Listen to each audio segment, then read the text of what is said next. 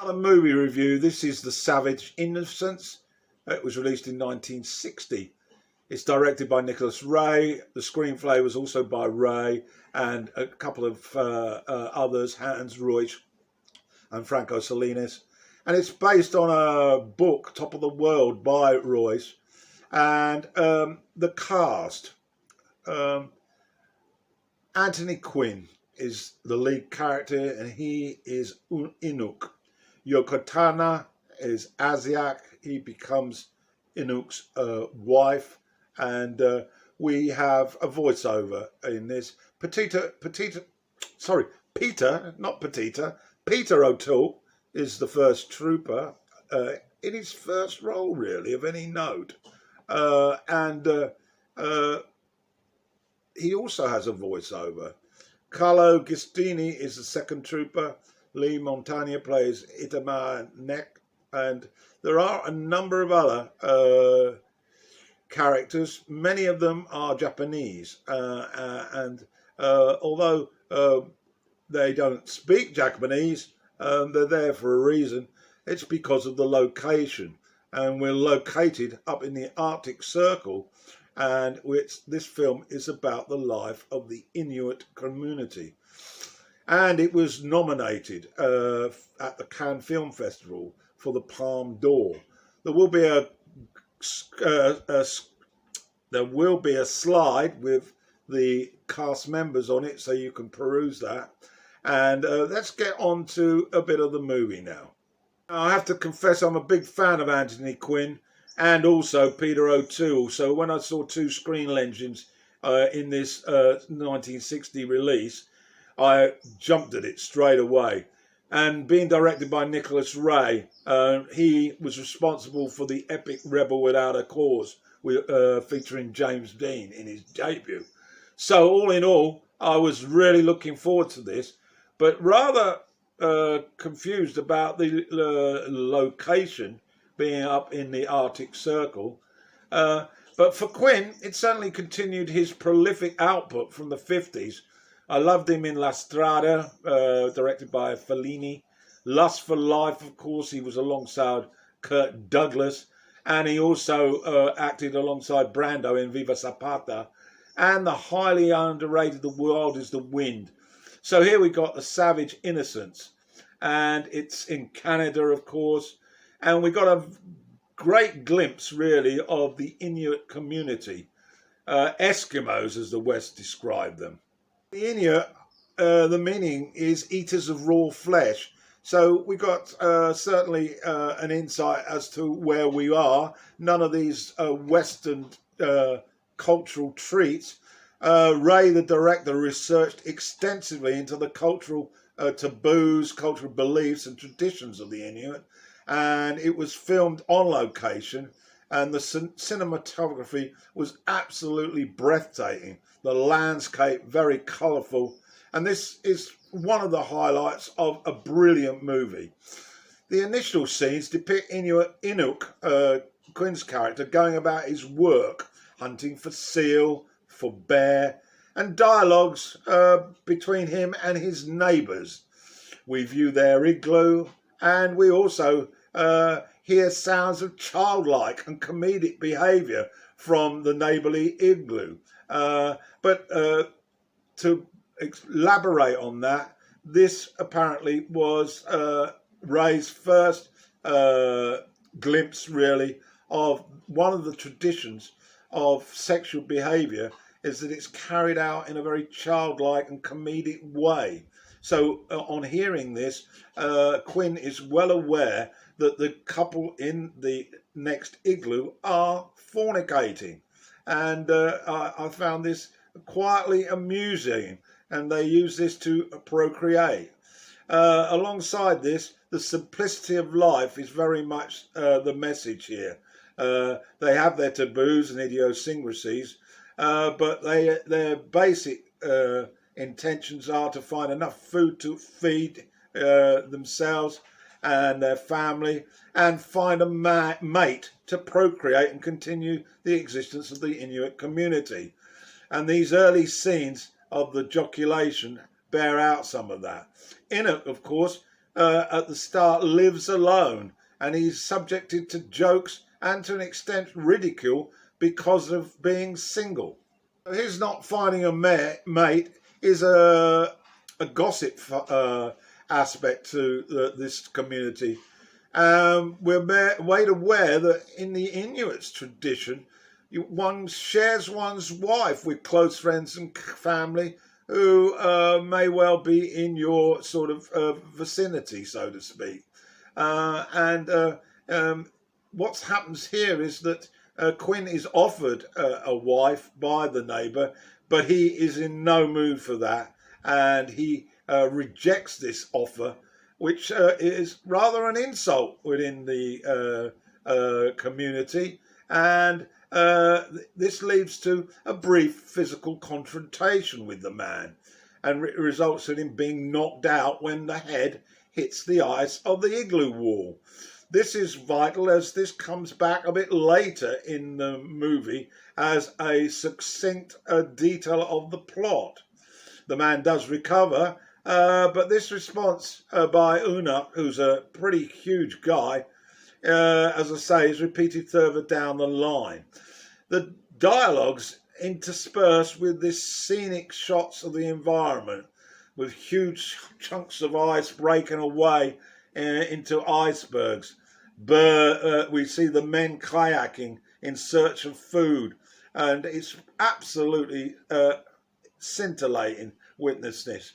Inuit's attempt to outwit seals, sea lions and bear pups using various techniques like imitating seal calls to fool the pups' defences. Absolutely marvellous. Ray also juxtaposes the dialogue with nature, a cute shot of seals involved in a courtship ritual, after we see the friends of Inuit getting highly spirited and full of laughter, previewing foreplay. Soon, some visitors arrive to the neighbourhood, an elderly woman with two young daughters, and they're greeted with customary giggles, potential mates for Inuit, possibly. But his indecision, however, due in part to poor social skills, enables the older daughter to be taken by another Inuit male. Inuit then rejects the younger Asiak and pursues the older one, Imini, in vain. Asiak and her mother eventually accompany Inuit and become part of the family. The cultural point here is that the last child to find a mate, Asiak, is responsible for the care of the surviving parent. So Inuit has to take them both on board, and her mother is introduced, and the scenes that may be seen by Westerners as rather comedic is very much part and parcel of the tradition of this group. We do witness the scene where Inuit tries to reclaim Imina, but then through guilt he reverts back to Asiak.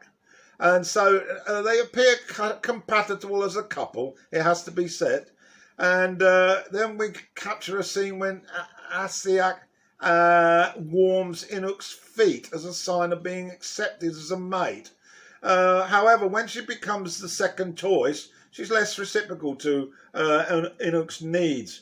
Although Inuit's bravery is tested when a fully grown polar bear is in the way of the sleigh driven by the dogs, and he wraps a bone in cloth and gives it to the bear, who eats it and then starts to suffer with abdominal cramps as a result of the cloth.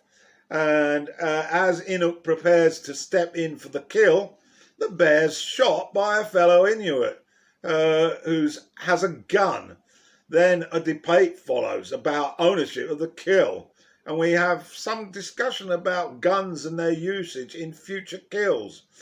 Well, this leads to Inuit buying a weapon, but he has to acquire sufficient fox skins to trade at the trading post. The notion of barter as trade here introduces a very new concept to the Inuit and to the betterment of, or poison perhaps, of the Inuit community. Local Inuit culture and modern Western methods clash. The gun's now a tool that will impact on the Inuit considerably.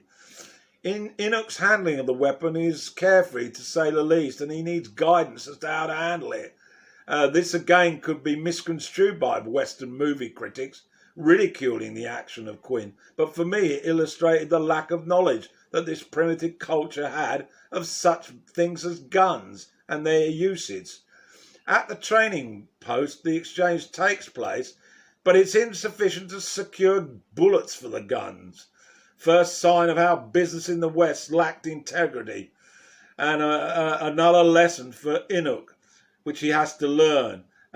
He does get a taste of alcohol and dance entertainment whilst there, which appeases him, but it causes a bit of conflict when he returns to Asika, and she asks lots of poignant questions about what happened at the trading post. He was there, but she was quiet and well behaved, but when she gets him back alone, she asks why was the owner of the gun smiling all the time, and why does he eat out of cans, and why doesn't he have a woman?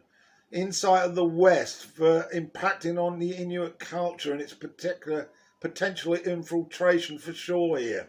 And then the family in tow camps down for the night away from the outpost.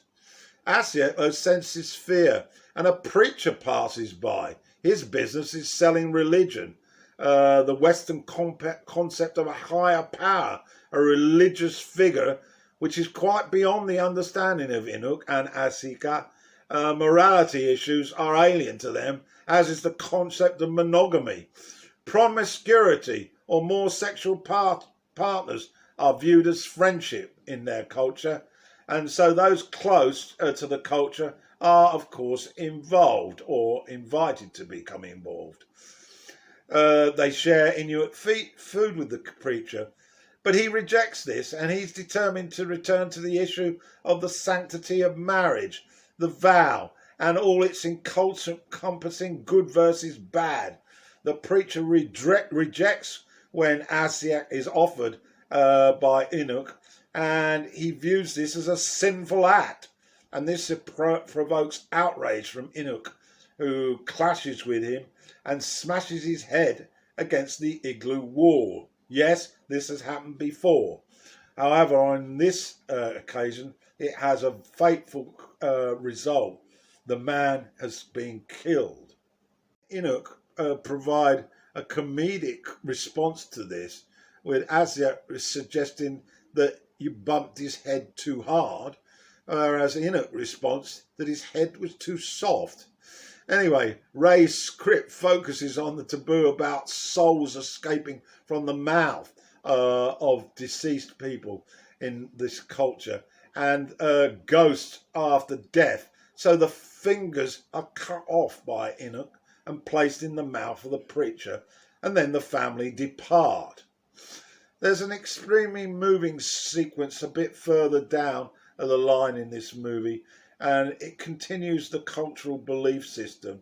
The mother, who's getting on a bit, decides that she's going to sacrifice herself to the elements, to the carnivorous polar bear, as she deems that she has no further use to the family. Her daughter pleads for her to continue with them, but she's adamant.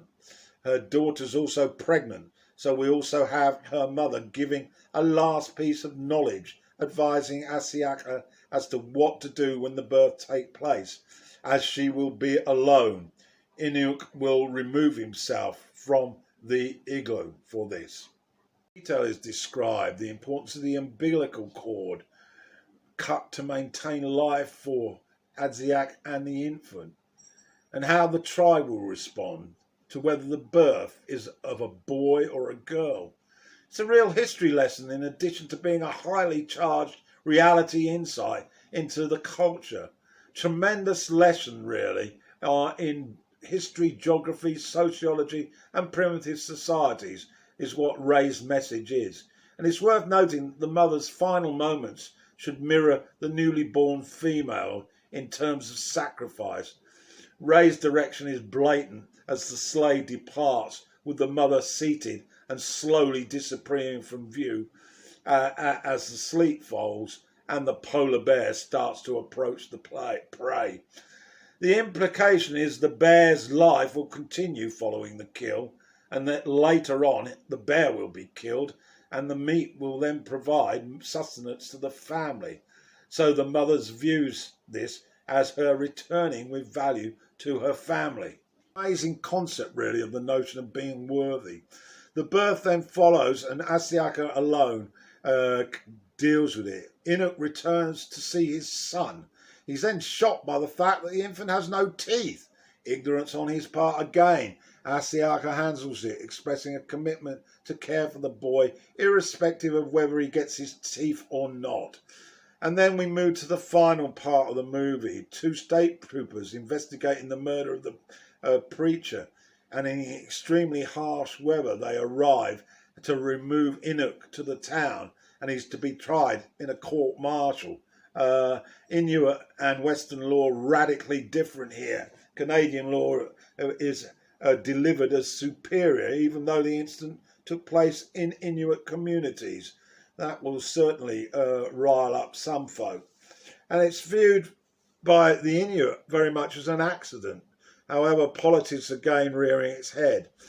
The trooper suggests an open and shut case with likely capital punishment being inevitable.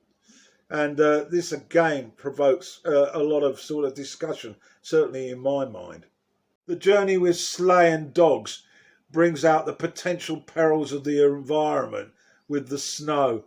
The snowplane couldn't be used because of the weight on the ice sheets, and the weather is harsh, very harsh, sub-zero temperatures. But this is ignored by the troopers. And then, of course, there's a disaster. The sleighing dogs break the ice, and one trooper ends up in the water. The dogs frantically escape, and their coats protect them a little from the severe temperatures. But alas for the trooper, he freezes in front of Inuk as he gets out of the drink.